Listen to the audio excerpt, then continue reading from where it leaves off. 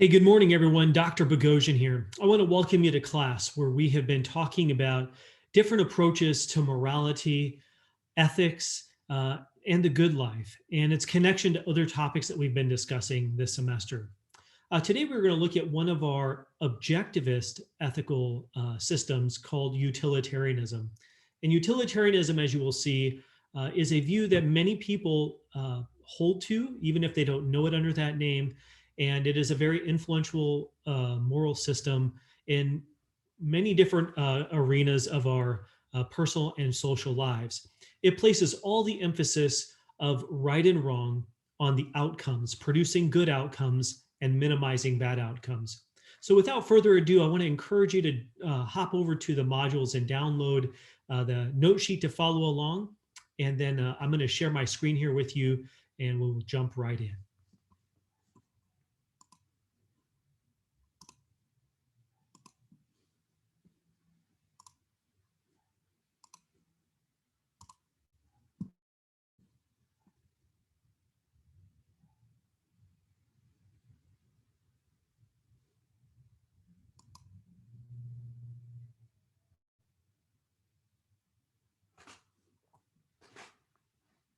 Okay, so utilitarianism believes that there's an objectively right thing to do in any given situation, and we can know what that is. And we're going to get clear today on how utilitarians, at least what I would call classical utilitarians, have typically thought is the best way to think about, the best rationale for thinking that this is true. And that's going to take us all the way back to the founder, if you will, or one of the founders of classical and also version that has influenced versions of contemporary utilitarianism, and that's John Stuart Mill. But let's go all the way back to this kind of example called the trolley car example. I'm going to post this link in Canvas for you to view. If you have not viewed this already, go ahead and pause the video here, hop over to YouTube or copy and paste this link into YouTube and watch this minute and a half snippet of the trolley car dilemma. And then I want you to think about the question, what should you do and why in either variation of the case?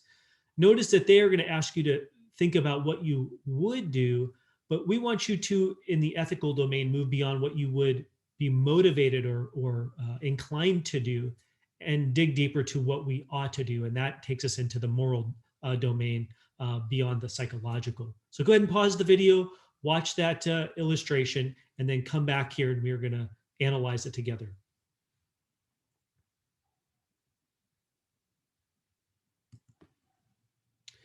Okay, I hope you had a great time engaging that very animated video about the trolley car. And what you have there is a situation or a couple of situations that bring very important concepts and ideas to the front for us to think about. One of those is, do intentions make a moral difference in determining whether an action is right or wrong, or whether you have performed the right action or not? So if I intend an innocent person's death by pulling the lever in order to save 5 innocent lives, does that intending their death, right, the death of an innocent person, constitute murder, right? Usually murder is defined as the intentional ending of an innocent person's life. And therefore, would that be the wrong thing to do? Or is murder maybe sometimes morally justified? The utilitarian says it is, precisely because, at least in that case, pulling the lever to save 5 innocent lives, even though you intentionally kill an innocent life, is on the whole producing a greater amount of happiness for the most people. So according to Jeremy Bentham, the father of utilitarianism, and his student John Stuart Mill, they held to this greatest happiness principle, that an action is right when it tends to promote happiness and wrong when it doesn't. Happiness, by definition for them, is really a hedonistic notion of happiness. This isn't the only way to think about happiness, I might add, but this is how they conceive of it. Happiness is producing pleasure and minimizing pain, right? So a right action is one where you maximize happiness, right? In your acting, it tends to produce the most happiness for you and others and reduce pain. If it's producing more pain on the whole, then it's a wrong action. And so by taking the innocent life of one person and saving 5 innocent lives, it's a numbers game, and you get a greater pleasure production output, so to speak. And that's why it's the right thing to do. But for the utilitarian, it's the same thing for pushing the person over the bridge in order to save 5 lives, to stop the train, let's say. He is still equally innocent. It doesn't make any difference that it feels worse for you to actually lay your hand, psychologically worse for you to lay your hands on someone who is innocent and plunge them to their death, whereas a lever is an inanimate object. Again, the intention is the same. You're still intending one innocent person's death to save 5 innocent lives, and the results are the same. You save 5 and you lose 1. So in either case, the utilitarian says, you've acted like a good utilitarian on the basis of this principle. You've produced, on the whole, better outcomes for the most people. Therefore, you ought to push the man over or pull the lever in either variation. Now you might ask, well, that seems, in some ways, it seems right to some people, right? That's what you ought to do because you should save more lives. But other people might say, well, what if that was your family member on the bridge, or what if that was your family member on the tracks who's just doing his job, and you've intended their death? Wouldn't that strike you as wrong, even though, sure, you're going to save more lives? What about their rights to not be intentionally killed? Well, Jeremy Bentham has a rationale for the greatest happiness principle, and he thinks happiness is all about quantity, producing the most quantity when one acts. In other places, this is often called act utilitarianism. But for now, just keep in mind that a right action is one that, as far as you can tell from where you stand right now, taking everything into account, it's likely to produce the most happiness for the most people. Now, this is open to a really well-known objection from people like Immanuel Kant, who we will discuss in the next lecture. And it's called the swine objection. The swine objection says, well, look, if happiness or pleasure production is all that matters to living the good life and being a good person and doing the right thing, well, what that means is the central value in this moral system is pleasure. It's hedonistic. And so if we could find some other kind of thing that's non-human, where we could maximize its pleasure all of the time, and contrast it with a human being who lives a normal human life where they experience some pleasure and some pain, well, then it would turn out that we've met the requirements for the best kind of life for something to live, right, that can experience pleasure. And it would mean that that's the sort of life we should opt for. But then as the structure of this counterexample goes, that seems to get some things wrong, and because we shouldn't opt for a pig's life over a human life. So the idea is this: take a pig who lives for 1,000 years as a pig, and it experiences maximum pig pleasure every day of its life. It always has something to eat. It always has a mud puddle to waddle in. It always has a significant piggy other to cohabit with and produce more of its kind. It's never going to become a holiday ham and taken off to market, et cetera, et cetera. It's all pig pleasure for 1,000 years of a pig's life. Now, that's on the whole a lot of net pleasure, right? Contrast that with your life, let's say.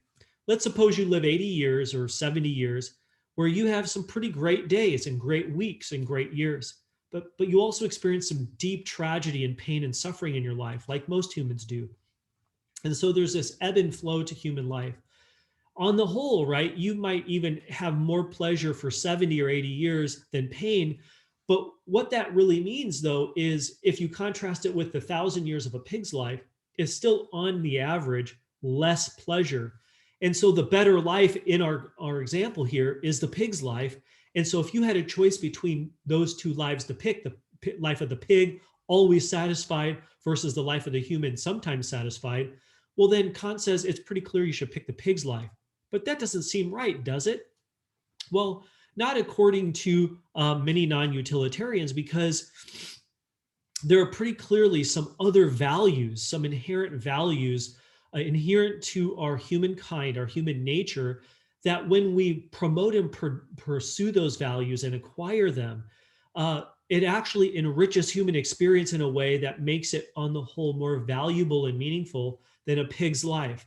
Well, what are some of those values? Well, For John Stuart Mill, at least, he connected these goods or values to distinctly human capacities that lower animals like pigs lack. These are the capacities for intellectual thought, argumentation, logic, and so on.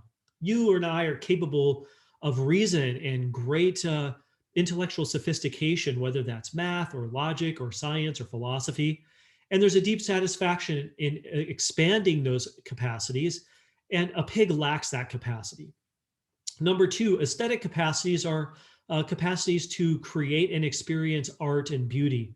You might look at my background and think that that's a beautiful picture. I tend to, right? But even if you had something else in mind, like the beach as beautiful or some great work of art, you and I can create and experience and enjoy such things in ways that pigs don't or can't even. And that's because they lack aesthetic capacities. Number three, you and I have moral capacities, the capacity to learn right and wrong, to learn to treat others better than we currently do, to develop virtuous character, such as compassion and love and generosity. And we can even stand back from our development and delight in that. Or when it goes in the other direction and a person is vicious, right, they have the potential to develop bad character. However, in the animal kingdom, right, the non-human animal kingdom, animals kill each other even and to feed on them. But there isn't really a moral fabric to that.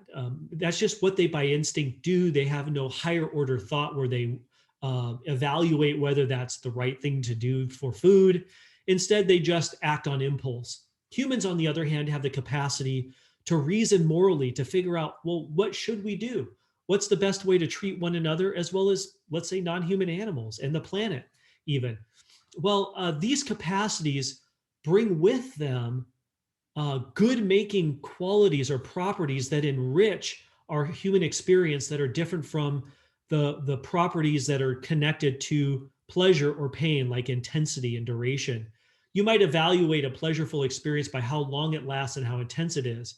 But when you think about the satisfaction that comes from doing really well in a class that you've worked hard in, or when other people delight in a song that you've written, etc., there's some other good making property that is distinct from intensity and duration that makes those kinds of experiences and creative endeavors worthwhile, meaningful, and enriching to human experience. And so what Mills says, this is Bentham's student, in order to try to save utilitarianism, he says that there's three kinds of pleasure connected to these three distinctly human capacities that show us that what we should do, one way we should part ways with his mentor, Jeremy Bentham, is to stay utilitarians, but instead of emphasizing the quality of pleasure, the quantity of pleasure that our actions produce, we should emphasize instead the quality of pleasure it produces. So quality over quantity.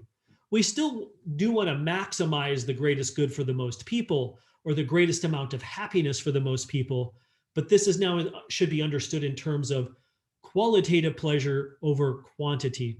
And that to get your head around that, think about it this way. You might be inclined to enjoy partying when we're not in a pandemic, let's say, and you like to have a good time with your peers. And so let's suppose you have a tough choice between going out every night over a 3-day weekend versus staying in and studying for an exam that you have the next Monday. Well, let's suppose your aspirations include completing college so you can advance your career, right? And so when you contrast those two goods, right, the good of hanging out with friends and having a good time and the pleasures that come with those versus the long-term pleasures connected with setting aside partying for a week for the upcoming weekend in order to do well in a class so that you can finish college and get a better job. Well, it's pretty clear in this framework now, or this version of utilitarianism, that what the right thing to do would be to not party, to set that aside in order to produce the long-term qualitative goods tied to being a good student and doing well in your classes. So that's a way of promoting qualitative pleasure over just quantitative immediate pleasures. And once we do that, once we get on board with this and get our minds around it, Mill thinks we'll see that no amount of pig pleasure, right? Piggy pleasure can outrank being a star composer or musician for a limited lifespan, or even just being you. Even if you're not a star musician or artist, even living a normal, usual, maybe non-extraordinary human life, where on the whole you promote qualitative pleasures for your life and those others you come in contact with, uh, the life of the pig is never going to be the better life to lead. We should always opt for the human life where we promote the distinctly human qualitative pleasures. That's not only the best life for me to lead as an individual, that's the best life for me to lead in impacting other people. Now, why think that this principle is a good principle? That is the greatest good for the greatest number of people, understood in the qualitative sense. All right, hang with me here. We're going to walk through this premise by premise to see how he defends this principle as true. So he thinks this argument establishes the greatest happiness principle as a true principle.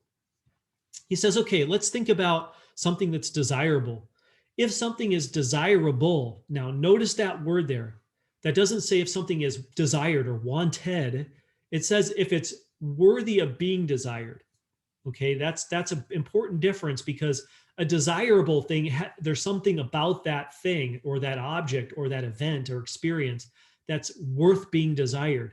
There could be things we want that aren't worth being desired. And so John Stuart Mill does believe that there are some things that are intrinsically bad, but there are definitely things that are intrinsically good. We'll get to the tensions that arise there, as you can imagine. But if something is worth being desired, it's intrinsically good. That means it's good for its own sake. It's not good merely as an instrument to some other good beyond it. It's good in and of itself. All right. Your happiness and my happiness is an intrinsic good for you. He thinks this is an intuitively obvious principle. Why do you want to be happy? Well, you want happiness for its own sake. You want pleasure, qualitative pleasures for their own sake. You don't want happiness for something beyond happiness. The reason you want certain pleasures is you want to be happy, right? Whether they're qualitative or quantitative, whether they're the distinctly human pleasures or the more base animal pleasures of eating, drinking, and being merry and engaging with others sexually or what have you. We want those things as instruments, as means to the end of being happy. But if we ask ourselves, well, why do we want to be happy? The buck stops there, morally speaking, in terms of value. And we want the good of happiness for its own sake. Well, then it goes on, right? If you want your happiness for its own sake, it's an intrinsic good for you. Well, then I say the same thing, and everyone in our class says the same thing, and everyone in our world says the same thing. Well, now what we've done is we've moved from the individual to the collective general happiness, right? So if each own person's happiness is intrinsically good, well, then everybody's happiness is an intrinsic good for all of us collectively added up together. So it follows from that logically that the general happiness is an intrinsic good for all of us. Okay, now so far that sounds like the greatest happiness principle. Hang in there, two more. Okay, so that's the greatest happiness principle, right? He's just moved from individual intrinsic good, happiness being an intrinsic good, to now all of ours as a society being an intrinsic good. Now, like any argument, that's a valid deductive argument, but that doesn't mean it's sound. Soundness has to do with whether premises 1 through 3 are all true or not. What we're going to do now is look at how some people take issue with this argument by attacking one or two of the premises to then try to undermine the argument. So here we go. Two common objections is that this argument commits the fallacy of composition. The fallacy of composition is the move that happens at premise 3. You might circle premise 3. What's true of the parts of something may not be true of the whole thing. That's a fallacy of composition. Let me give you an example outside of Mill's argument.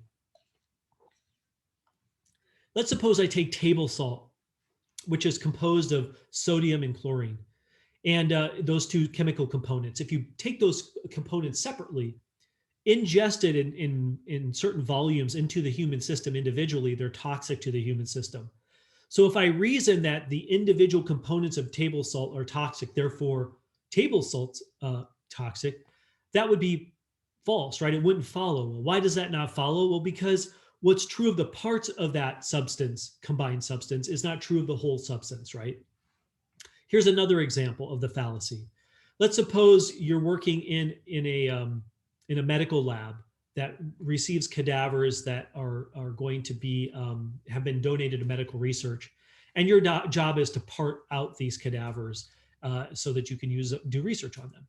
Let's suppose you start dismembering, right, parting out this corpse that has come in, this cadaver that's come in, and you start weighing the heart and the lungs, and so far every element has been a pound, and you say, well, hey, every body part is a pound, therefore this person weighed a pound.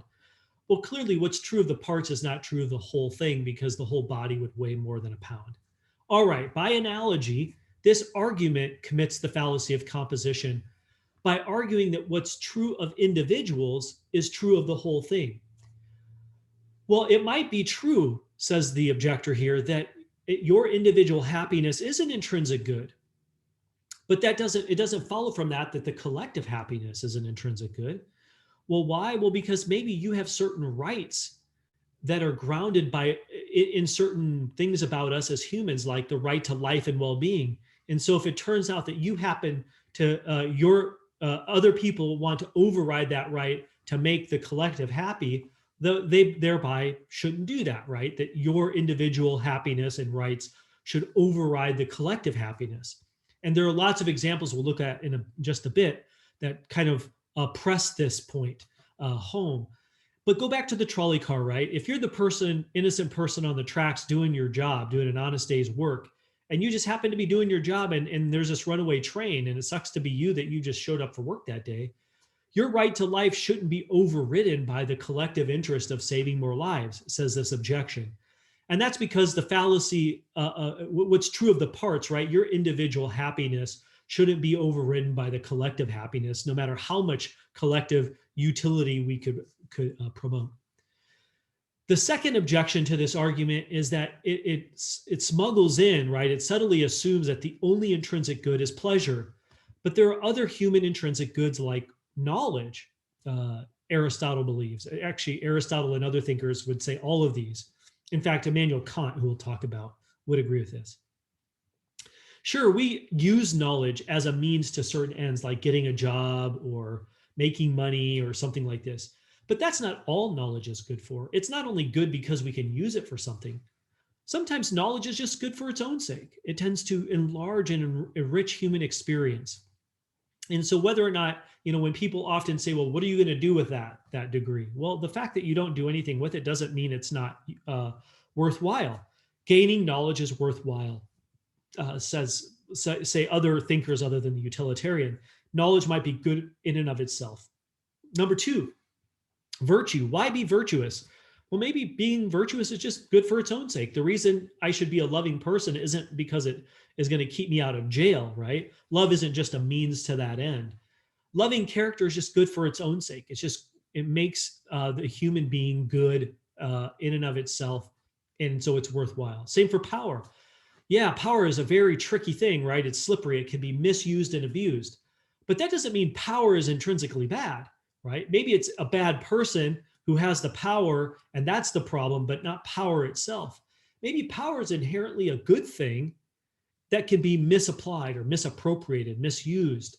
And so if any of these things are also intrinsic goods, then it shows that the argument is faulty, not only because it commits the fallacy of composition, but because it wrongly assumes that the only intrinsic good is pleasure. Well, let's keep going. Let's press the objections to utilitarianism a little bit further. What we're going to do now is we're going to assume for the sake of argument that the greatest happiness principle is true, but then we're going to look at the moral and philosophical implications for accepting it as a life-guiding, action-guiding principle, and thereby show that the principle is faulty. And we'll look at 3 or 4 cases that imply that. Number one, the medical sacrifices case asks us to imagine that you're a nurse or a doctor and you're working in the ER tonight. And walks into the ER this homeless person that you've treated many times before. And as the law goes, you have to treat them. You can't turn them away. And so you take them into a room and they're complaining of all sorts of things and they're coughing real bad and they're real sick. And you're trying to figure out how to treat them and what's wrong with them. And in addition to their current symptoms, that they abuse alcohol and drugs, and that given previous examinations that you've done of them, they probably have something like 6 months or 9 months to live because they're dying of, let's say, liver failure. Now, as you're standing in the room, doing the intake form on them and asking them questions, you hear over the intercom that there's just been a bad accident at the cross streets of Blackstone and Herndon, where a car full of college students has been T-boned by a semi-truck. And these 5 or 6 students, each is going to need a life-saving organ transplant in order to continue living. And if they get the organ transplant that they need, they're very likely to live another 30 to, let's say, 50 years and promote the good of our society and their families and so on.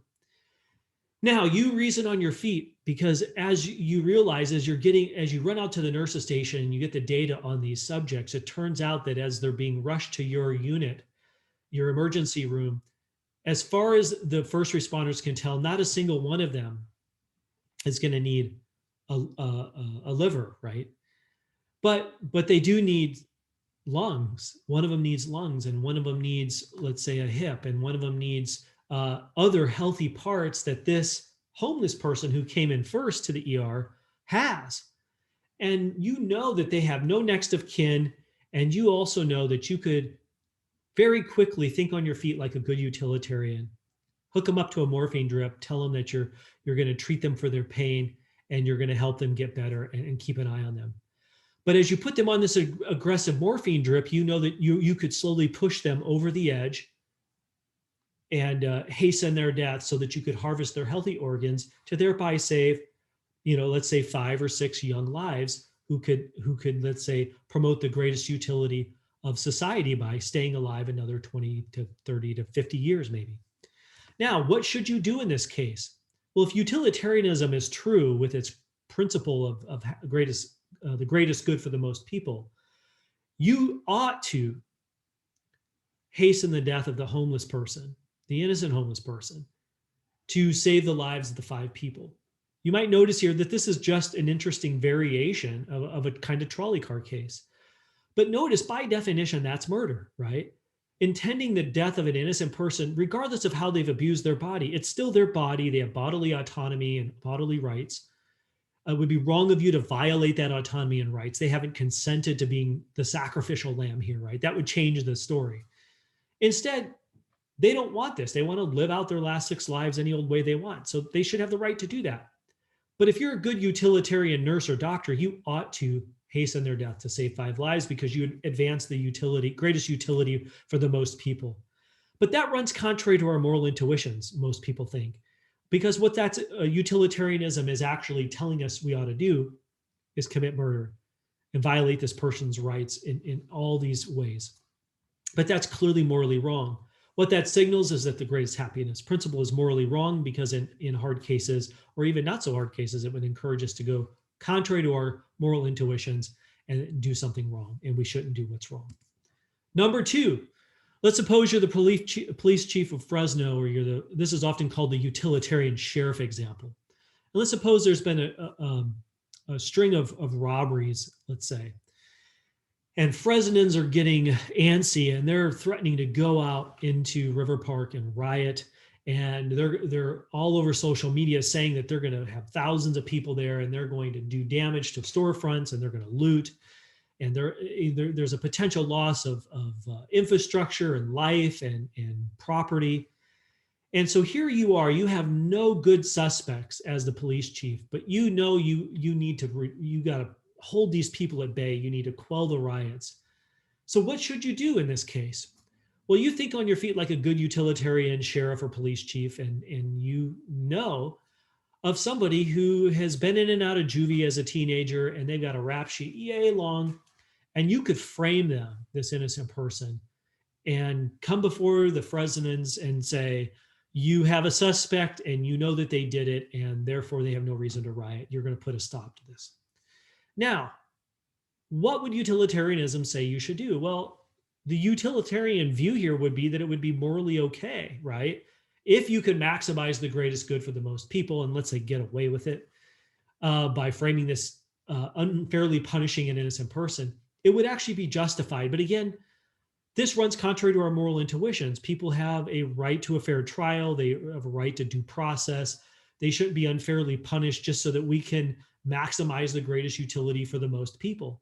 They have rights as well. And those rights serve to jettison or rein in the interests of the majority, no matter how good of the outcomes they might produce.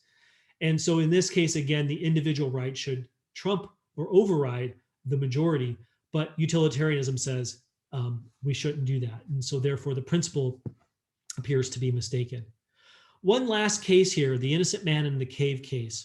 Let's imagine you start now planning that this whole pandemic thing is going to calm down after there's a vaccine, and you're going to go get away for spring break with some friends and go celebrate. And so you book a well-reputed, a reputable company that's going to take you cave diving and go exploring in some caves. And this has been a lifelong bucket list dream of yours and your friends. And so you put the money down and you book this excursion and you head out on spring break with you and 5 or 6 other people. And this, well-trained, well-fit person leads you into this very narrow cave, and you go in, you look around, you have a great time. But you had to really squeeze yourself into this narrow opening to get into this cave. And unfortunately for you and your group, on the way out, your fearless leader gets stuck in that opening. Now, there's no evidence that this person intended to get stuck. They haven't been overeating, right, and planning to get stuck. They've done this trip a bunch of times. They're physically fit, and this is a freak thing. This happens, right? Maybe you've seen examples of children get into tight spaces and then they can't get out. They get stuck at the neck, right? Or at the waist. Or a cat, same thing. So this is broadly plausible. But here's the rest of the story. As the story goes, this cave is not too far from a body of water. And when high tide comes in here within the next hour, it's going to fill up the little cracks in the other parts of the cave, and it's going to fill the cave up with water, and you and your party are going to die if you don't get out of there. You're going to drown. Now, you are a trusty Boy Scout or Girl Scout, and you have packed in your knapsack not only some snacks and a flashlight, but you happen to have a trusty stick of dynamite in that knapsack. Now, you think quickly on your feet as a good utilitarian. You huddle with your group in the back. Your excursion leader is facing out, so he's not going to drown, right? He's got air. His hindquarters, let's say, are stuck in the cave. And he hears you talking, and you start saying, dude, we're going to all die if we don't do something. I've got a stick of dynamite. What should I do? Well, we got some options here. If someone in the group says, murder is wrong. If we blow this guy out, we'd be killing him intentionally, and that's murder. And I can't have that on my conscience. We should just hold hands and sing our favorite, I don't know, Kanye West song or, pick your artist, right? J-Lo song, whoever that is. And we'll sing it all the way till we're gone, and we won't have murder on our conscience. And no, someone else pipes up and says, no, doggone it, we got a stick of dynamite. We should end his life to save all of our lives. Well, what should you do in this case? Well, if you're a good utilitarian, the answer is pretty clear. You ought to strap the stick of dynamite to that person, go way back in the cave so you don't get blown up, blow him out of the mouth of the cave so all of you can escape. Now, again, he hears all this and he's saying, no, don't do it, don't do it. He's not volunteering to sacrifice himself, right? That would change the case.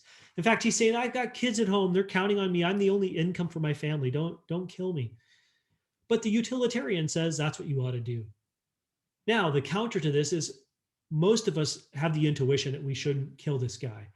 Sure, we see the utilitarian intuition that, yeah, we would save more lives, but we shouldn't take an innocent life no matter how much the gains could be. Let's say the utilitarian gains could be. And I want you to think about this because what we're going to look at next time, right, is a very different view from Immanuel Kant, who agrees with the force of these objections and is going to give a different moral rationale for what we ought to do and why it's clearly wrong to violate people's rights to maximize utility. Thanks so much for listening. I'll see you back here to talk about Kantianism in the next lecture.